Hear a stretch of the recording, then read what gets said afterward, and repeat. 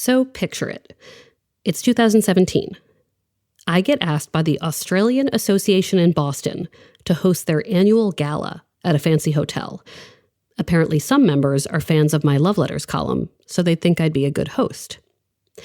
I tell them, look, I'm not Australian, and I've never been to Australia, so I don't know why you'd want to choose me as your MC. And they're like, we don't care. Can you still host? So I say, sure, why not? I get my hair done, and I put on a fancy dress, and I show up to the hotel ballroom, and there are Australian guys everywhere. They're in their 20s and 30s, and they all sound like Chris Hemsworth. A lot of them are very hot. But what do I do? Who do I wind up spending the evening with? A gay man at my table who happens to love two women, his mother, and Buffy the Vampire Slayer. Meet my friend, Kumar. Hi, I'm Kumar Veerapan. I'm a scientist at Novartis. I'm 37 years old. Do you remember the night we met? Yes, very clearly. I still recall that I was like, why is this girl so quiet? She orates really well on stage, but when she's sitting down next to me, it's like she doesn't say 5 words.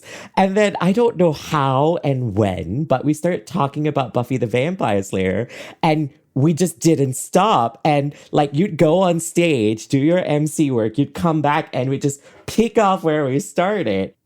I was like, that's the power of Buffy, dude. That's the power of Buffy. From the Boston Globe and PRX, this is Love Letters. I'm Meredith Goldstein.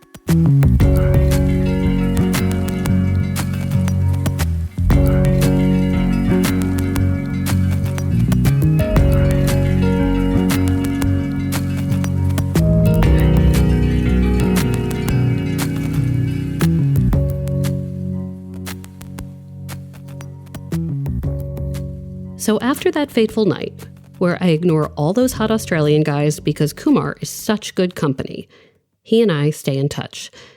We have dinner at his apartment. He makes me this gorgeous pavlova egg white dessert. We talk about our lives and how we got to Boston. He has no filter, and that reminds me of my sister. As our friendship develops, I realize Kumar and I have way more in common than a love of food and TV. We've both had partnerships within our families that many of our peers just don't have. We've both come to understand that love can mean many different things. It doesn't have to be romantic. Let me start from the beginning, so you get the full picture. Kumar grew up in Kuala Lumpur, Malaysia. I lived there till I was 26 with my parents, who I adore. I loved growing up in Malaysia. Kuala Lumpur is still one of my most favorite cities in the world. I've traveled, like, for instance, going to Rome, and I still thought Kuala Lumpur was still better in so many ways. And my community there were always very giving and generous. So whenever I need any help with anything, I still call my best friend, who's 12 hours in front of me, and she's always there.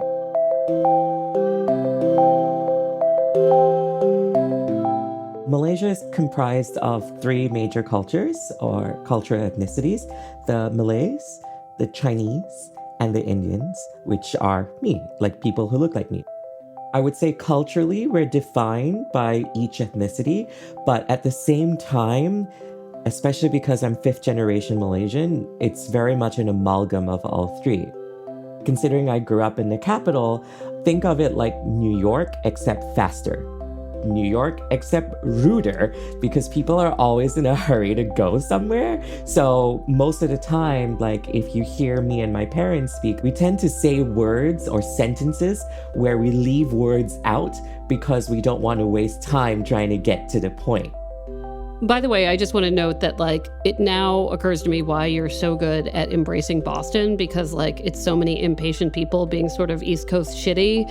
And it probably doesn't even seem East Coast shitty to you. Like, all these bad moods and rushing and traffic and mass hole behavior, you're just like, whatever. I love that. Expectations are high in Kumar's conservative family. He leans into that because he's motivated. Big type A energy. Okay, so high school in Malaysia, Probably peaked in high school when I was school captain. Wait, what is school captain? You know, like Harry Potter has head boy, it's the same thing. Usually, like, they're known as the upper echelon, if you will, because you have to be good at some sporting activity, extracurricular, and you have to, like, be like a certain GPA in order to be elected. Then I started college in Malaysia, and that's when I realized I could peak in academia, because for the longest time I was just like doing, fairly okay. By my family standards, I was doing poorly. By like the general population, I was doing pretty well. Kumar studies science in college in Malaysia. He then decides to come to the US to get a PhD in genetics. My biochem professor, who was also my colleague at that point, was like, you should go to Miami. I think you'll like it because, there's water everywhere. And, the dean always used to tell you that you work too hard. So at least in Miami, you learn how to not work as hard. Leaving Malaysia is hard for Kumar, mostly because he is so close to his parents, especially to his dad at this point. They bond over food, fine dining, and musicals. His mom is more of the enforcer when it comes to achieving academic goals, but she also encourages his curiosity, especially about science. Together, the three of them are a pretty close unit. Before I left for America, my dad said, I know you need to pursue your dreams. His only thing he said was, you need to come back every year. Every year you come home. And the deal was I come home every day, I WhatsApp them every day or message them every day. And you would know the difference between your text messages because my mom would have no punctuation and my dad's was just filled with emojis. Kumar is 26 when he lands in the US. At this point, he identifies as bisexual, but he hasn't come out to his parents. In Miami, he finally has the chance to figure out what he really wants. It was for the first time in my life that I was staying by myself in concept. I had a roommate, but still, I lived at home for 26 years. College was only like 15 minutes away from me. And my job was at the college I graduated from. So living by myself, learning my own identity, and allowing myself the space to grow into who I was. Because being head boy / school captain, it marks you for life of you need to be in this box. So when I got into Miami, that box was no longer there.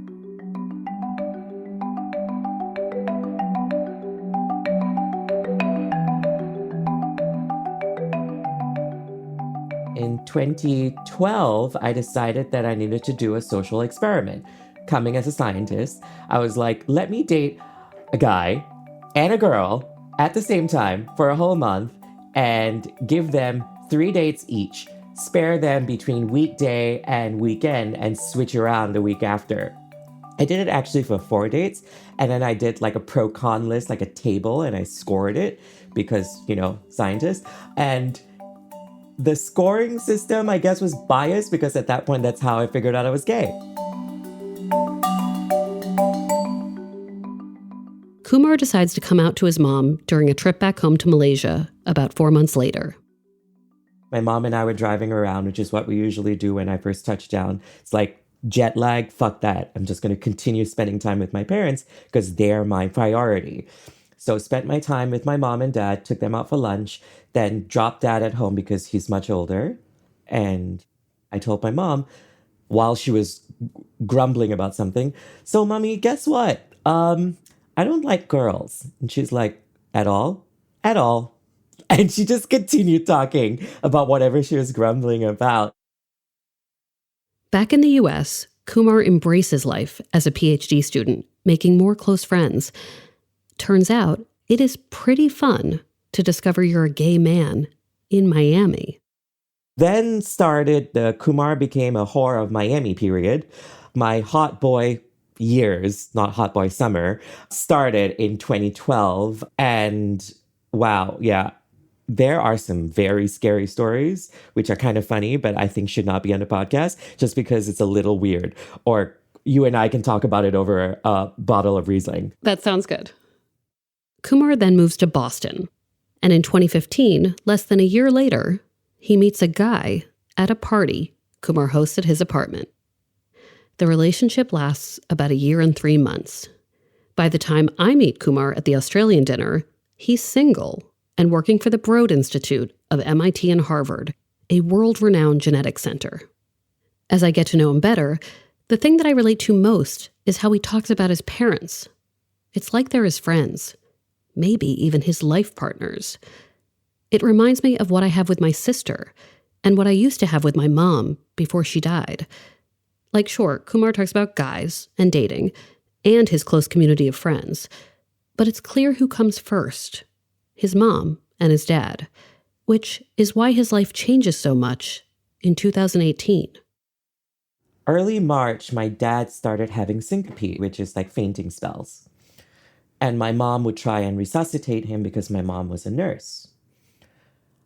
And it usually worked up to that point. And my mom would always call me after saying, "Your dad just went through syncope. I just wanted to let you know." Kumar's friends in Malaysia help his mom take his dad to the hospital after these incidents. One time, his dad remains in the hospital because he's not healthy enough to come home. I was just like, I know I'm depressed about this. I know I'm anxious about this. So bought the next plane ticket out, got home, went straight to the hospital. My best friend actually picked me up, and I just took care of him. Kumar says his parents had always made clear that they wanted to die at home. So Kumar and his mother bring his father back to the house. I'll not forget the time he died because I was sitting right next to him. I didn't know what to do because I've never seen like a person die. So my mom's in the garden. I'm screaming at her, "Mommy, can you come in? Mommy, can you come in?"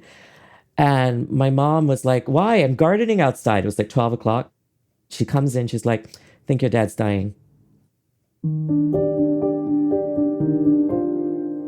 All I remembered was just seeing his blood pressure drop and drop and drop till it got to 0. And then I was like, okay, do I call time of death? And my mom's like, yeah. So 12:18 p.m., April 14th in Malaysia, 2018 is when he died.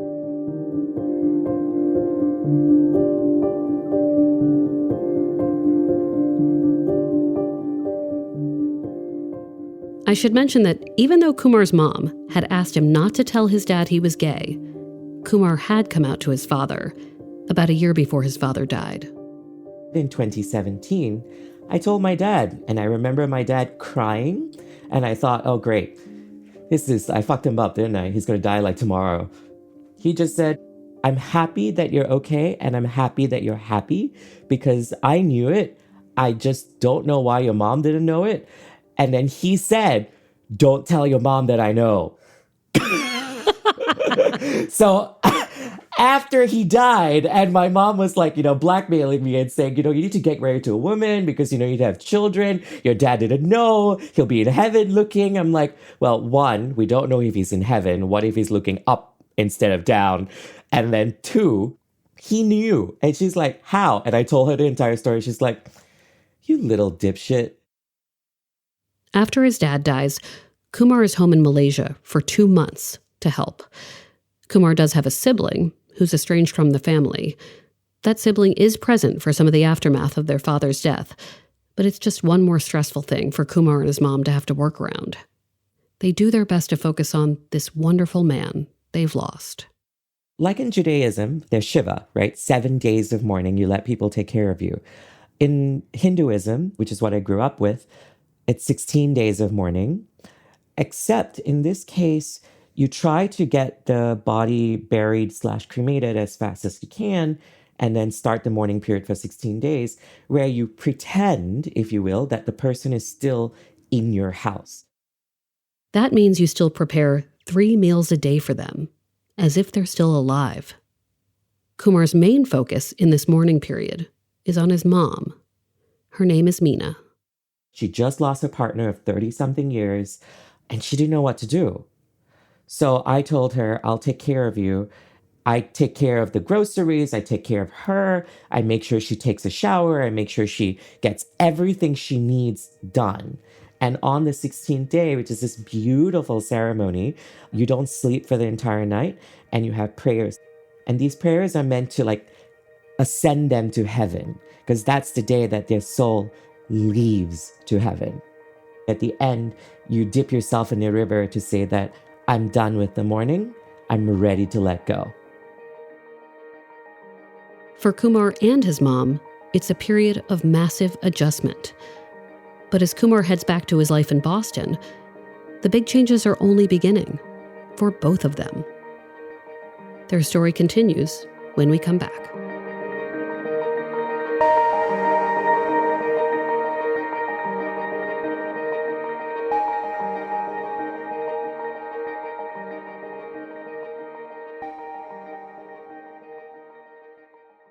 Here at Life Kit, NPR's self-help podcast, we love the idea of helping you make meaningful lifestyle changes. Our policy, don't be too punishing on yourself or too grand in your goals, which is why we've got shows on how to help you make little nudges to your behavior and create habits that stick. Join Life Kit to get the tools you need. Listen to the Life Kit podcast from NPR. Okay, we're back. So I'm no stranger to having a spouse-like relationship with a parent or sibling. Maybe spouse-like is not the right way to say it, but I know what it means to have a family member be a primary partner. When I was young, like a preteen, my mom would meet me at school for lunch sometimes. We'd sit in the cafeteria and talk like we were Sex and the City characters at a bar.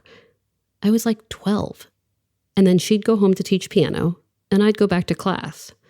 We were always in it together until she died when I was in my 30s. It's not just my mom. My sister Brett likes to refer to me as her sister wife. And by that she means I'm basically her partner, even though she's married. One of the most revealing moments in our sibling relationship was right after my mom died, and we met with a financial planner.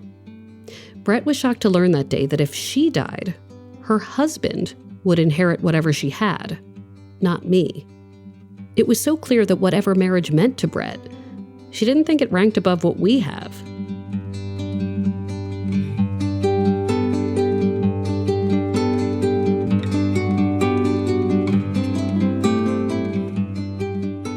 That's why I totally get it when Kumar loses his dad and says, "My mom is now my top priority." Part of that is cultural.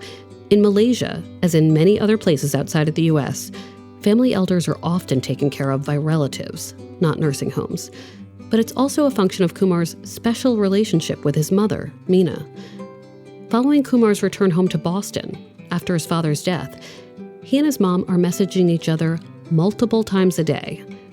They spend a lot of time talking about Patch, the family dog, whom Meena refers to as her daughter.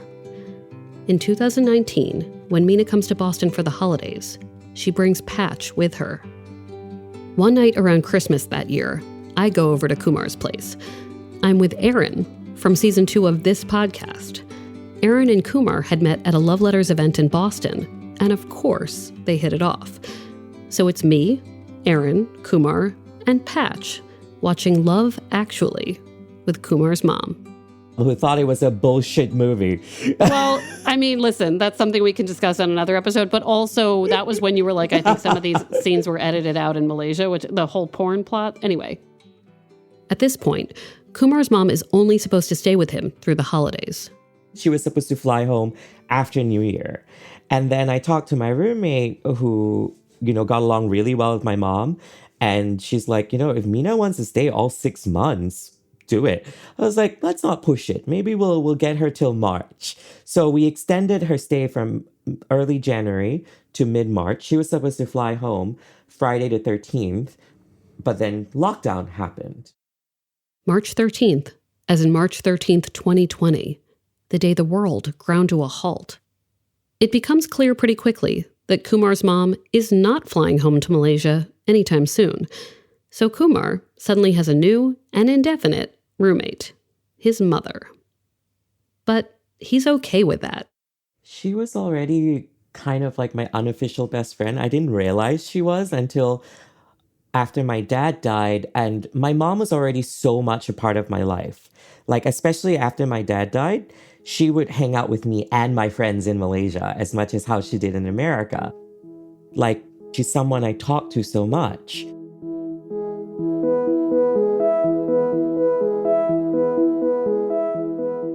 was very easy to share a life with her here that I just had to. I just constantly would think of like, does my mom need medication? Have I made her lunch? I don't want her to do laundry. I'm going to do laundry for her because she's done laundry for me my entire life. Even while I lived at home and a working adult, she still did my laundry. So like I said, no, while in America, I take care of you because I promised my father, after you die, she's going to be okay.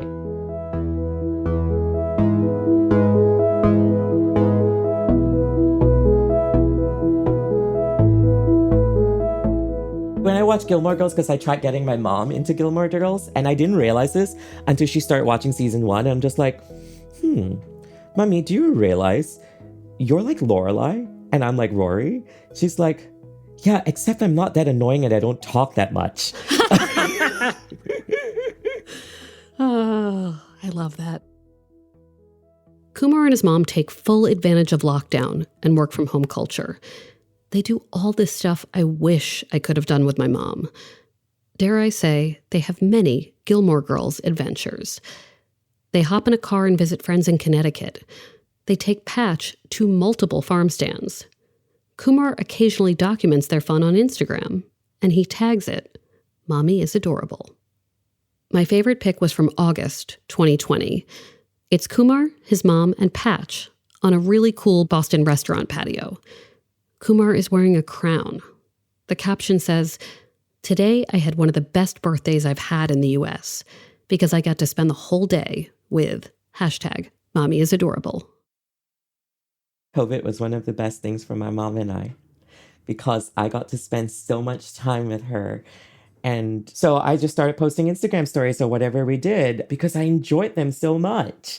Every Sunday was our special mommy son patch day where we would spend a day grocery shopping, which is one of the favorite things we used to love doing together. We go to the Asian store in Quincy, Canman, and then we'd have lunch somewhere. Then we'd go to BJ's, and then we'd go to the white people store, Wegmans. And then we'd come home either to cook part of the groceries or most of the time down the street, there used to be Sichuan Garden that we'd pick up food and we'd eat it in the car. And then we continue our journey. Tell me about dating with mom in the house. I went on dating apps and I would tell my mother, I still remember one of the first dates I went to was in Connecticut. We were visiting family in Milford. And I said, okay, Mommy, I'm going to meet a collaborator in this other city outside of Milford. Actually, I went on a date. The entire family knew I went on a date, except my mother. So I'd come home and my mom would be like, how's the collaboration? Did she talk about genetics? Yes, Mommy, we talked about different kinds of genetics. And then the other family members are like trying to like pull me aside and ask me secretly what was going on. In 2021, Kumar's mom is still here. He's still having dates. Around this time, he meets a man who seems to be worth more than just a secret date or two. I finally found a person that I actually liked, and we dated for almost like a month and a half before I told my mother. Let's give him a name.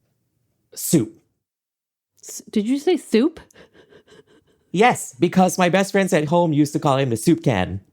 Okay. So Soup. You meet Soup, and can you just give me a little intro to how you met and what you liked about Soup? We met on Facebook dating. What I liked about Soup on the first date was he went to the bathroom and he kissed me on the forehead. It's something so small, but it's like, who kisses you on the forehead anymore? And it's only going to the bathroom. Right, you'll be right back, hopefully. So, back in the day, I used to worry that, if I meet someone, they're going to have to accept the relationship I have that's super close with my mom and now that's super close with my sister. Like, it's not just me, right? When you started liking Soup, were you like, he's really got to understand that I'm not just like living alone, having a, like, what were your thoughts about how to message that? And what were your concerns about it, if any? So I usually lay it out front. This is what my life is like, and you have to accept it. If not, we're not going to date. So you told Soup right off the bat? Yeah, right off the bat. I was like, my mom got stuck from COVID. I have a roommate and my mom has a dog. So there are 4 of us, including Patch, in the apartment at all times. Do you remember what he, thought about that? He said, I think it was something along the lines of, I was very close with my mom too, and I lost her when I was very young. So I understand very well how much your mother needs to be a part of your life. So like when we'd meet his friends and I'd say, my mom's my roommate, and he's like, and he clarifies with the friends, his mom lives with him. He's not living with his mom. But the relationship with Soup ends in November 2021. Soup said he just didn't want to be in a relationship anymore. When I went home, my mom was in the living room and I brought home like the bag of my things. And she's like, oh, did you have a good time with Soup? And I said, well, we just broke up. So I go into my room and I say, okay, mommy, I know you're worried. I'm going to leave the door open. So in case if you need anything, you can come check on me. And how she would check in on me is she would brush her hand against my forehead or my cheek to see if I'm okay and breathing, I'm assuming. And then she'd brush my hair with her hand and then she'd walk away. So the next day, I remember her coming into my room and she said, these things happen. Everything's going to be okay. And you know what? If you end up being single for the rest of your life, that's also not the worst thing. It's not like you don't have friends. I'm like, you're right, mommy. A few weeks after that breakup, in December, Kumar is back on the dating apps. He lands on a cute lawyer who lives in the region. And he's like, all right, why don't we go on a date? I was like, you know what? Tonight seems fine. And I try not to tell my mom about first dates because then she's going to ask when can I meet him? All these questions, So as I'm leaving the apartment, my mom had an upset stomach at that point. So I always take care of my mom. Like if she has an upset stomach, I'm like, do you want to go see a doctor? Do you want to go do something? And she's like, no, everything's fine. And she's a nurse, so I trust her diagnosis and things. I said, yeah, I'm heading out now. I'm going to go have dinner, so don't worry about me.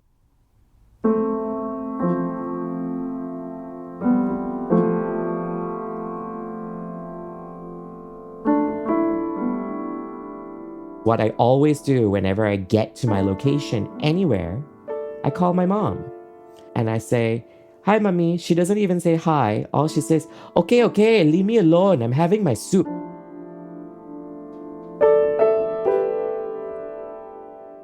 I had a great date. I remember coming home that day and I stopped at 2 McDonald's because the first one was closed, the second one. And the reason I wanted to stop at McDonald's was to get my mother fries so that I could talk to her about what happened that day.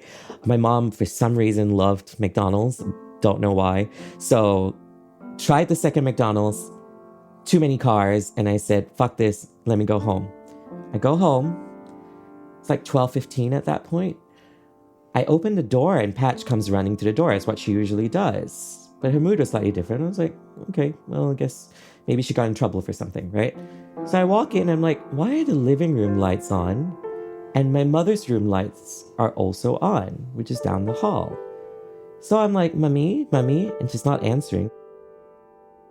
Kumar discovers his mom lying on the ground near the sectional. So I see that and I'm like, fuck, I guess this is happening. So then I get on top of my mom, remembering everything my mother taught me about how to resuscitate someone and including it with whatever I learned in undergrad as I'm trying to call 911. They came, they got in, they're like, sir, we're going to take care of your mom. I'm like, okay. So I'm just crossing my fingers that we get to resuscitate her. I eavesdropped one of the paramedics talking to the other paramedics about they can't find a sinus, which is a sinus rhythm. And then I just said, well, did I just lose my mom? And they go, yes, sir, I'm sorry, you just lost your mom. And I burst out crying.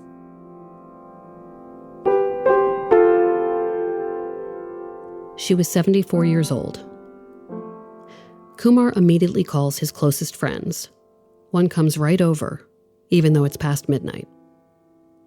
When I learned of Kumar's mom's death, I was really worried about him.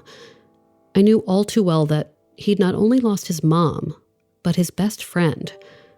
That's how I felt when my mom died in 2013, and I still had my other best friend, my sister.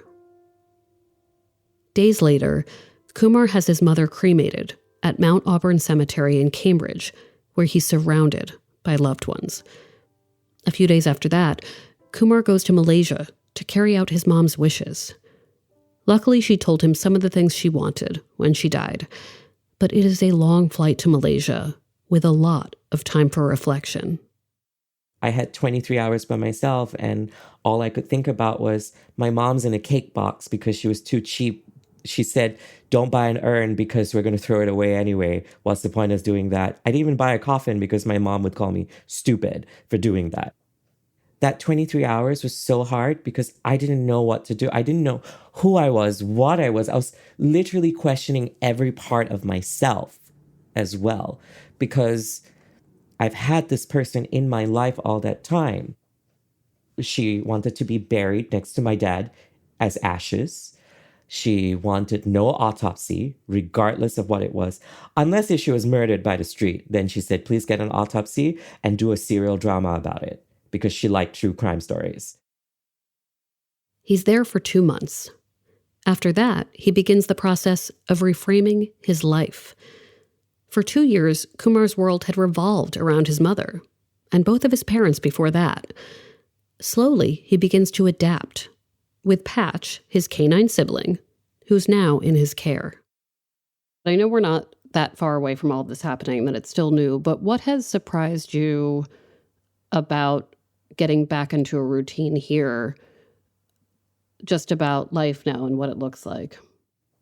My therapist really helps me notice every time I make like a good checkpoint, which is when I do something the first time, it's usually the hardest. So like when I go to Wegmans the first time, I'm thinking of my mom, as she would come up to me and say, can I please have this bread? It's only $1. And I tell her, no, that's a burger bun and there's so much sugar in it. She's like, you don't let me get anything. I was like, I will let you get bread. However, you have to check that there's not a lot of sugar. So I'm reminded of her all of these instances. But all it took was that first time for that thing to happen, for me to physically feel that thing, and then process it and let it go.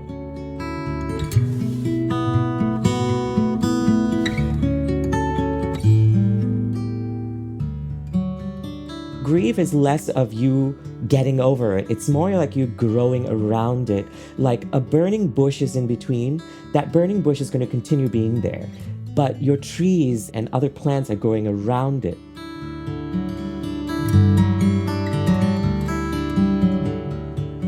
I wrestled with whether to ask Kumar to tell his story, because he's still so in the middle of it. And I'll admit, I'd wanted him to talk about this stuff even before his mom died, because I was trying to figure out, for my own good, how do you have a romantic life when your primary commitments are to family and friends? Like even now, Brett, my sister, is so primary in my life. I want to make room for romantic love in the right ways, but it won't look like it does in the movies, where your romantic partner is always your person and everything else falls away. I know Kumar will find romantic love, and it'll be on his schedule and on his terms. I've gone on dates with 2 separate men since I got back. One was the guy that I went on a date with when my mom died.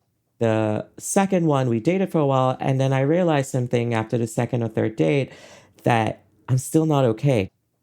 All I wanted to do was, every time I was done with the date, come home and tell my mom.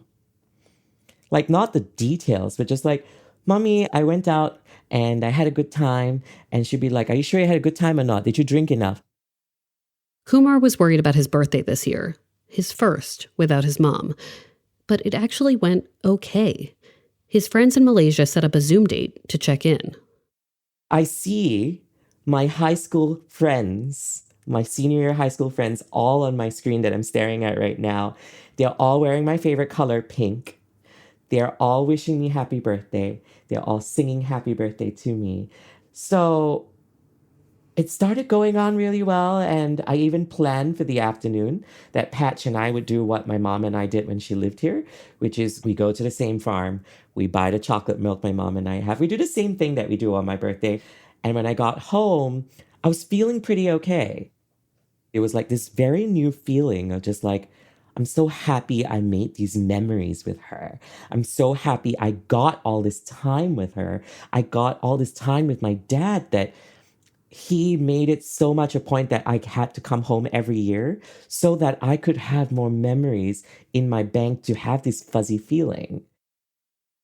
Kumar knows that the road he's on won't be simple or even linear. For now, he's just trying to honor and be grateful for the best partner he's ever had. My mom was definitely like a teenage white girl because she liked pumpkin spice. Both of us loved the fall, so I see colors changing, I think of her. I see the colors in her room, I think of her. I see Patch, I think of her. But instead of before, I'm introspecting and being sad, I'm more of just like introspecting and like, I'm so happy that unlike some of my friends who regret when their parents die and they're like, I didn't do enough, that with both my parents, I can safely say I did most of the things I planned to do and everything they wanted to do. Today morning, when I woke up, I realized the one thing I didn't do for my mom. I promised her when I was 6, we used to watch Miss World and Miss Universe competitions together every year. And it was like in the middle of the night. And I used to tell my mom, I'm going to get you a strapless red dress when I grow up and I have money, Mummy. That was the only thing I didn't get for her. She would never have worn it. She would have kept it in the closet like the bra that I bought for her from 40 Wings that she didn't wear until the time she died because she thought it was too expensive. Thank you so much for telling your story. Thank you so much for having me and for reminding us that love doesn't have to be what we traditionally think it is.